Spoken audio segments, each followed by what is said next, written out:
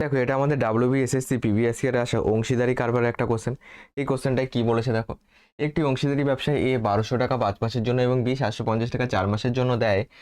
যদি ওই ব্যবসায় 450 টাকা লাভ হয় তবে এ ও বি এর প্রাপ্ত লাভের অনুপাত চেয়েছে। দেখো এই ক্ষেত্রে কিন্তু 450টা আমাদের কাজেই লাগবে না। কি করে দেখো, তোমাদের আমরা কি জানি, আমরা জানি হলো প্রফিট সমান ইনভেস্টমেন্ট ইনটু টাইম, মানে লাভ সমান বিনিয়োগ কত করেছো কত সময়ের জন্য, সেটা হলো লাভ।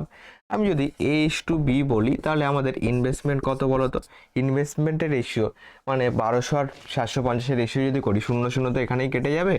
চলো এখানে লিখি 120 আর 75 থাকলো। এটাকেও যদি ছোট করি, তোমার 15 দিয়ে গুণ করলে 8 15 120, 5 15 75, 8:5 পাচ্ছি। এটা হলো ইনভেস্টমেন্ট এ আর বি এর। টাইম কত কত সময়ের জন্য, দেখো এ হলো 5 মাসের জন্য, বি হলো 4 মাসের জন্য।